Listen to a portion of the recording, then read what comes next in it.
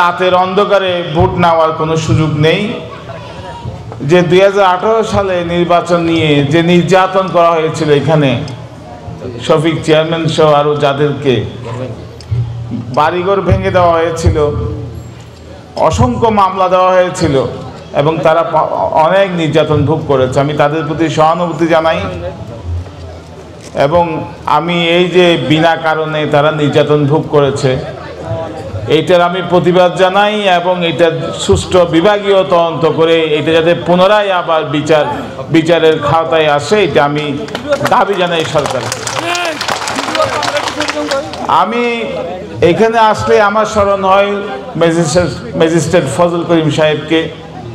তিনি জেলা বিএনপির জিয়াউর রহমান আমলের সাধারণ সম্পাদক ছিলেন, অনেক নামী মানুষ ছিলেন, বিখ্যাত মানুষ ছিলেন, এখানকার সাবেক চেয়ারম্যান ছিলেন। তারপর আমার বন্ধু জামাত ইসলামের নেতা জনাব জিএম রহিমুল্লাহ, সে অকালেই সে ইন্তেকাল করেছেন। তারপরে আবু সামাদ চেয়ারম্যান আছেন এবং আমাদের অনেক ইসলাম মেম্বার সাহেব আছেন এবং অনেকেই আছেন ইসলাম মেম্বার সাহেব। তারপরে হলো যে আমার একটা মুরব্বী ছিল ইউসুফ আলী মুরব্বী, তারপরে অসংখ্য আমাদের নেতারা, নাজির হোসেন মেম্বার, যারা আমাদের দলকে বিএনপিকে এখানে সমৃদ্ধ করেছে। রব্বুল আলামিনের কাছে প্রার্থনা করি রব্বুল আলামিন যেন প্রত্যেকের জান্নাতুল ফেরদৌস নসিব করেন। ঈদ মানে আনন্দের, ঈদ মোবারক। এই যে আপনারা এখানে এসেছেন, এখানে বক্তৃতা দেওয়ার পালা নয়, এখানে সম্মিলন, একসাথে দেখা সাক্ষাৎ হলো আপনাদের সাথে, আমরা একসাথে বসলাম, কথা বললাম, এইটার জন্যই আজকের এই ঈদ পুনর্মিলনী। তো বক্তব্য অনেক ছিল, তো যে কথাটা আমি বলতে চাই, বাংলাদেশে 5ই আগস্টের পর নতুন বাংলাদেশ, রাজনীতি হবে নতুন।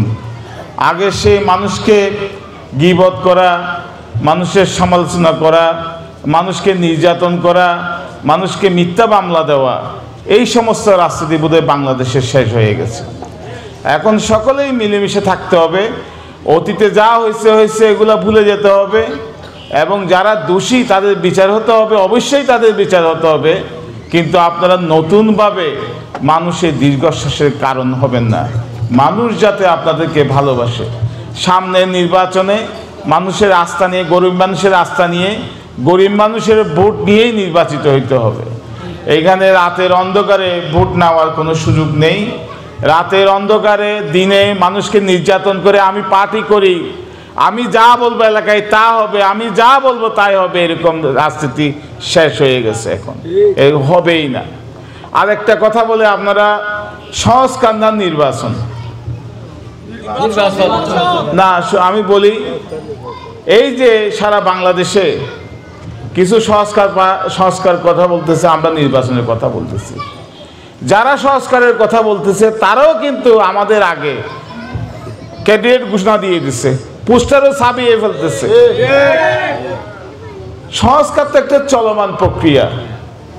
আমরা বলেছি যে প্রায় বিভিন্ন সেক্টরে 25-30টা সংস্কারের প্রস্তাব দেওয়া হয়েছে, ওইখানে 99% বিএনপি সংস্কারের সাথে একমত। এখন যে তারাও একমত থাকে, এটা তো 2 মাসের মধ্যে 3 মাসের মধ্যে সংস্কার দিয়ে দিতে পারে, সংস্কার কর্মসূচি পালন করে ফেলতে পারে অথবা এটা বাস্তবায়ন করতে পারে।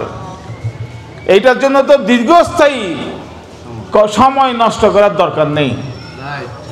আমরা যারা রাজনীতি করি, গণতান্ত্রিক রাজনীতি, আমরা যারা গণতান্ত্রিক রাজনীতি করি, আমাদের কাজ কি?